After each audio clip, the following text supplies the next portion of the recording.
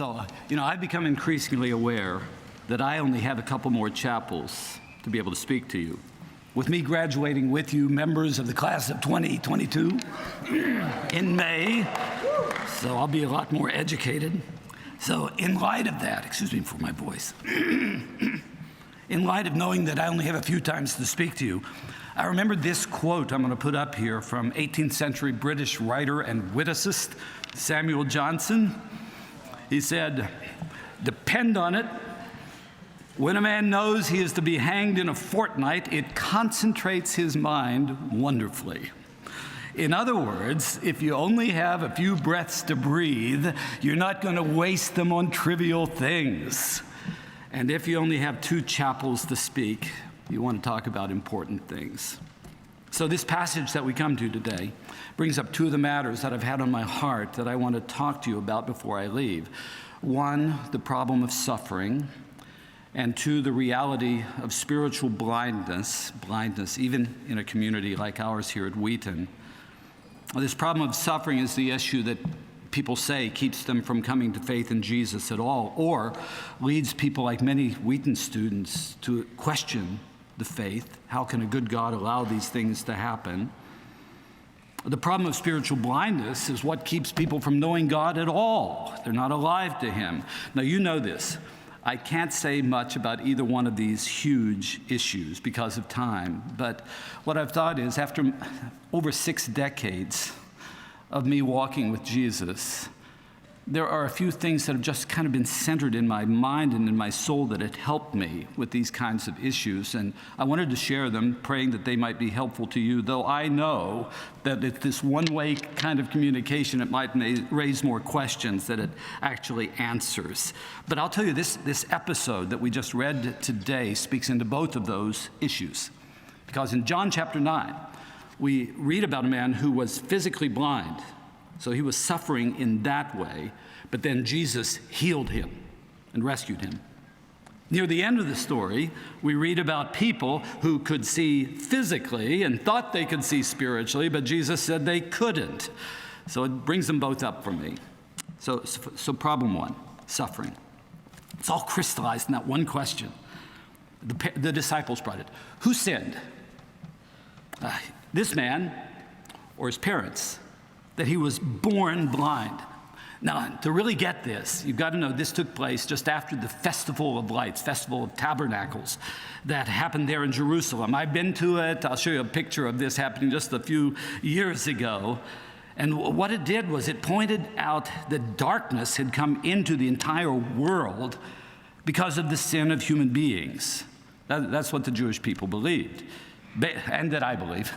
Based on passages like the prophet Isaiah in Isaiah 42, the Jewish people also believed that as a part of his work, when the Messiah would come, he would bring light into this dark world, including ultimately healing all kinds of blindness. So you get this. In the midst of all the light at this Festival of Lights, Jesus and his disciples come upon this man who had been blind from birth.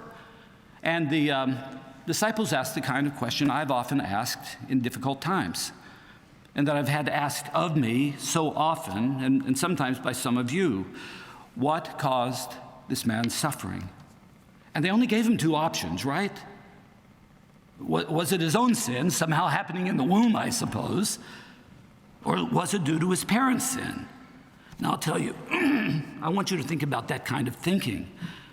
That my suffering is directly caused by my own sin or directly by somebody else's sin. I'll tell you, that is devastating to believe that. I mean, why? For one thing, it leads to shame. Oh, I must have done something. Sometimes it leads to self-pity. I haven't done that bad. Why am I punished so much for this? But I think as much as anything else, it leads to blame casting. That others have caused my problems. But I'll tell you, one way or the other, it leads to just a hopeless way of living. And this blame casting, sometimes we blame ourselves, right? It's just, what did I do that it's happening to me? Sometimes we blame other people. It can be so simple. What did my parents do? What did my roommate do? What did my coach do that I can't get out there on the playing field? We can do so, but many times we blame God directly, and that's what often leads to the loss of faith.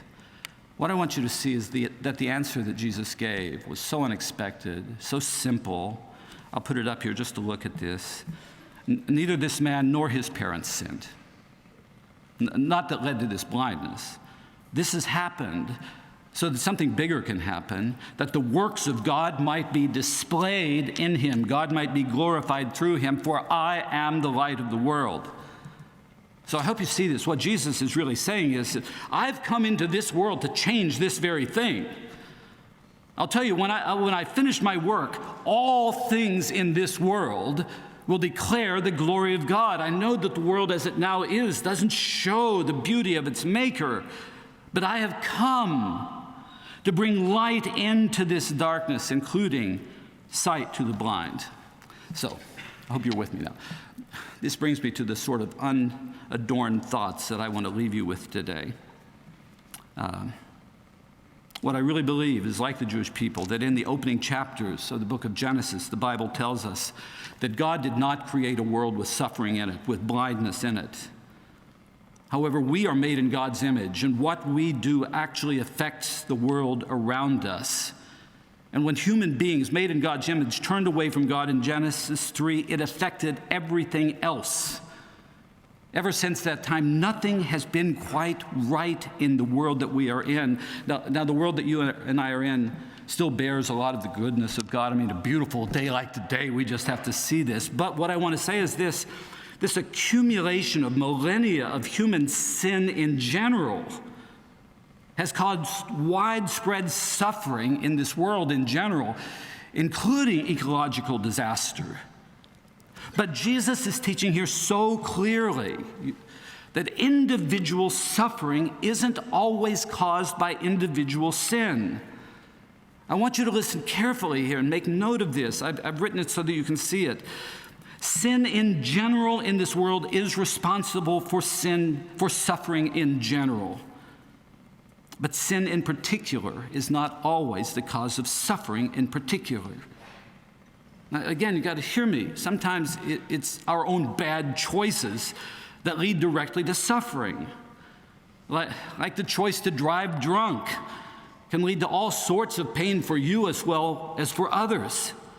But Jesus is so clearly saying that this man was not blind directly due to his sin or to his parents. Do you see that? And even more, he's saying, I've come to change this whole thing. At the end of my work, God is going to be glorified. Now, there's so much nuance to this, But I just want to say, I don't know of any other religion or ideology in this world that provides this kind of understanding of the suffering and pain in our world. It is at the heart of the Bible's teaching. But if you can grasp it, it just changes so many of those things that I mentioned that are so hard when suffering hits. It removes shame. I don't always have to think it's all, look at what I've done. It removes sometimes self-pity. And I'll tell you one of the biggest things, it changes our community because it gets rid of blame casting. I mean, on one side, you don't find yourself reverting to just beating yourself up every time something goes wrong. What did I do? But you'd also begin to have more of an understanding for the other people in our own community. You don't write others off quite so quickly because you begin to realize that all of us are deeply affected by the wrongs that permeate our world, like this man was. What it helps me to do, and I pray I can live this out, is to blame less and to empathize more. But I think the biggest thing about this is it's the only thing that I know of that really provides for hope in a suffering world. See, this is one of the signs in the Gospel of John. There are 7 of them he writes about. This is the 6th of them. And all of them have been written in this book so that people would believe that Jesus is the Messiah who has come into this world to change things in this suffering world. And what's happening in a story like this is that kingdom of God where everything will be changed is being inaugurated. This is just one small beginning of what ultimately is going to make the glory of God known. And it means that we have to live by faith in this world. We work toward that end in this world until his work is done. Now, I knew I had to stop here for a moment and tell you as honestly as I can. There have been so many times in my life, including my years as a student here at Wheaton, when I found this perspective of the world hard to hold on to. It was hard when I experienced loss of people I care about. I've told you about the loss of my daughter in her infancy, when one of the nurses said, "You must not have really believed that she would be healed or she wouldn't have died." I wanted to punch her in the nose in a spiritual sort of way. I think I've told you that. It happened to me a few years later when my only brother was killed by a drunk driver, and it was the third DUI this guy had had, and they kept letting him out until finally my brother was killed. I was wrestling with what I'm talking to you about. It was really hard for me when a number of years ago I spent a day in Phnom Penh in the Genocide Museum and just looking at this global suffering that happens in the world. I just sat down and said, "God, is this really true? Are you good and powerful and allow this to happen?" I want you to know that I don't have pat answers for this, but at the same time, I stand before you here in this chapel to tell you unreservedly that the only way to understand and to live through this suffering in this biblical world is to have this perspective that is centered in the coming of Jesus. That Jesus came into this world. He experienced all the suffering of this world himself. He lived without sin and then was willing to bear the punishment necessary for our sin and overcame both sin and death and offers eternal life, real life with God, without suffering that will eventually come when his work is completely done. I'll just tell you, as I've thought about this for so many years, any other view of this world and the suffering in it is for me horrifying. Or at very best, I'm going to become for you philosophy majors a sectarian kind of existentialist. It's just all absurd. That's what I'm going to say. Because I believe that the only sufficient answer to the problem of suffering in this world is that this world is not all there is. That there is a life beyond this life, and in that life, all wrongs will be confessed, made clear, confessed, cleansed, and the world will be made new. So you can go through life in this world, and when suffering comes up, you can say, "Well, I hate you and everybody in this world, including God, who has done this to me." Or you can say, "I hate me and the mess I've made of my life." Or you can turn to God, as I have so often, and say, I don't always know what you're doing and understand it, but I know you. And I'm going to trust you to continue to work until your work is done. I'll stop there for a moment. Our music group is going to play a song that points us to the next part coming from this text that we read.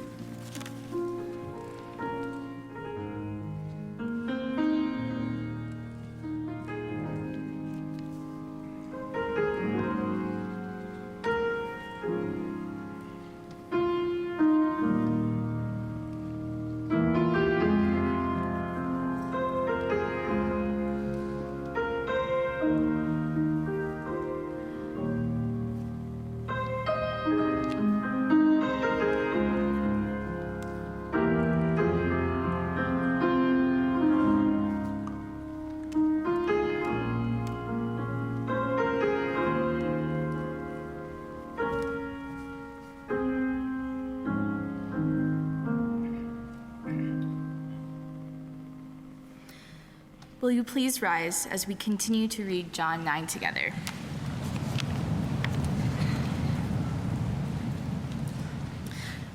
Let us begin together. What did he do to you? How did he open your eyes? I have told you already, and you did not listen. Why do you want to hear it again? Do you want to become his disciples too?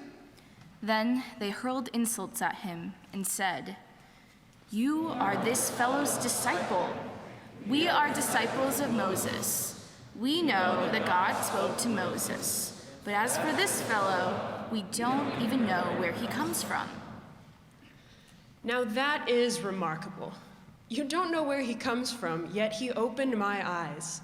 We know that God does not listen to sinners. He listens to the godly person who does his will. Nobody has ever heard of opening the eyes of a man born blind. If this man were not from God, he could do nothing. You were steeped in sin at birth. How dare you lecture us? And they threw him out. Jesus heard that they had thrown him out, so he found him. Do you believe in the Son of Man? Who is he, sir? Tell me so that I may believe in him. You have now seen him. In fact, he is the one speaking with you. Lord, I believe. And he worshipped him. For judgment I have come into this world, so that the blind will see, and those who see will become blind. Some Pharisees who were with him heard him say this. What? Are we blind too? If you were blind, you would not be guilty of sin. But now that you claim you can see, your guilt remains. My. You can take a... I want to talk just a moment about spiritual blindness, and it's all crystallized also in the one question from the Pharisees. What? Are we blind too?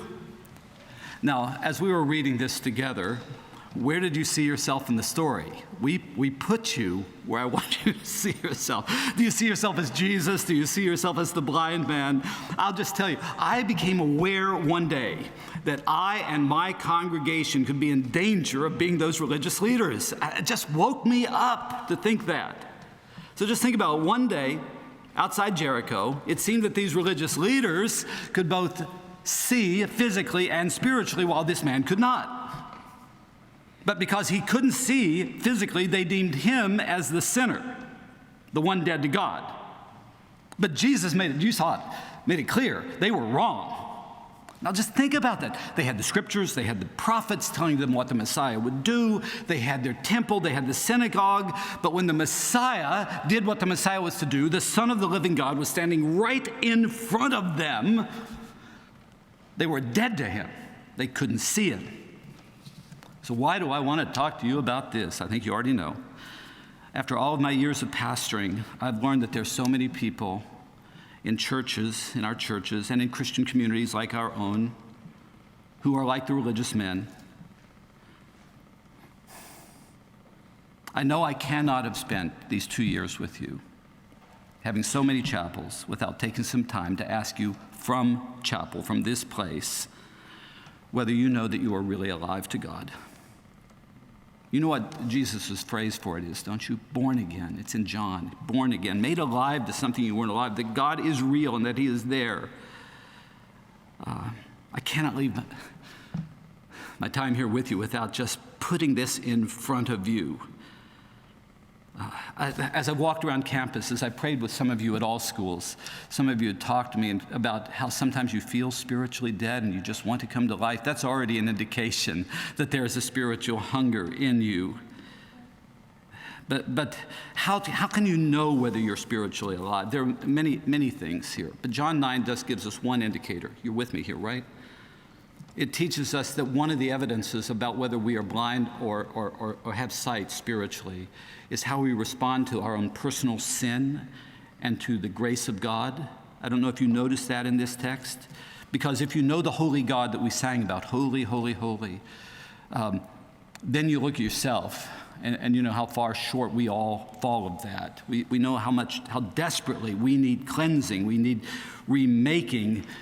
But if you have this thing where it's really always the others, that other group over there, that you think they're the ones who are dead to God, you're probably in real danger. See, that's what the religious leaders did. He's the problem. His parents may have sinned. He may have sinned, but not us. We've studied theology. We have the Bible. We have all of these things. If you're not just deeply convinced of how serious sin is in your personal life in light of a life with the holy God, then you're almost certainly blind. And it's more than just saying, oh, I know I'm not perfect. It's that deep sense that I just desperately need cleansing for the things that have, and I desperately need God's grace to pronounce forgiveness, but also God's power. I can't do this without him. So that's one of the evidences. When you really feel that so deeply, you can know, oh man, God is at work within you. But then that sin is also accompanied by grace, because we understand not only our sin, but then we are just amazed that God knows everything about us and loves us with a love too. He's not only holy, but he just knows you and he loves you with an everlasting love. And the whole message of Jesus coming is that he has shown a way to show mercy to people like me. It's amazing, and like you too. And to forgive us and to remake us, it makes us grateful. So that's kind of a spiritual eye test. What do you see? Now, how does Jesus heal spiritual blindness? So we saw how Jesus healed a man physically. He spat in the mud and put it in the man's eyes, sent him out to wash. So essentially, he gave him a word, and he responded by faith. Verse 7, the man went and washed, and he went home seeing. And I just want you to know the spiritual healing was not all that much, except without the spit, it was not all that much different from the physical healing. It was a word from Jesus followed by a response of faith. A word from Jesus followed by a response of faith. This is what we read. Jesus went after the man, I love that, and said to him, "Do you believe in the Son of Man?" "Oh, who is he, sir?" The man said, "Tell me that I may believe in him." And Jesus said, "You've now seen him. He's the one speaking to you." And in verse 38, "Lord, I believe. I believe." And he worshiped him. So our time is gone, but let me just say this. I want this to be a time when you get this settled in your heart. In the messiness of broken relationships, in the injustices that you may feel you've experienced even in our community, in the mental health challenges that you face that you can't understand, in the intellectual doubts that may come into your mind, in the midst of all of this, I want you to have one thing settled in the core of your being that is so certain to you that you can go from that place out into this dark and messy world and still live and give witness to Jesus as this man did. Namely, I pray that that personal relationship to the living God through faith in Jesus will be cemented in your mind. I want John's word to guide us. I'm going to put it up here. Why did he write these signs? This was the 6th. "I've written these signs so that you may believe." See, there it is. "I've written these things so that you may believe, and that you may believe that Jesus is the Messiah, and that you would believe that he is the Son of the living God." And then I love this. "And that through believing, that's where you're finding your life. That's where you begin to see that you'll find life through his name." So I want us all to close, and our music group was going to come and lead us. And I want you to pray, all of us to pray, and not in the past tense. Evangelicals, we always say, "I did it back when I was 6. I prayed with my mom when I was 8, and that is beautiful." But faith is not something in the past tense. I want you to put it like John tells us here, put it in the present tense. I want you to say, "I am a believer. As hard as this is, Lord, and what I'm going through, I do believe I am ready to follow you." I want you to either affirm or reaffirm your faith. I was walking across campus a few weeks ago, and God just had met me so deeply in Saga, of all places. And I was walking over to my basement, suite down in the Harbor House where I live, and I was just saying, "Lord, I do believe. I'm not just a professional chaplain. I believe I am yours." And I want that to happen in your life today. And there's a beautiful song going to be sung. It's called "Shine Into Our Night." So let God work in your heart. Do business with him through prayer as we bring our chapel to a close.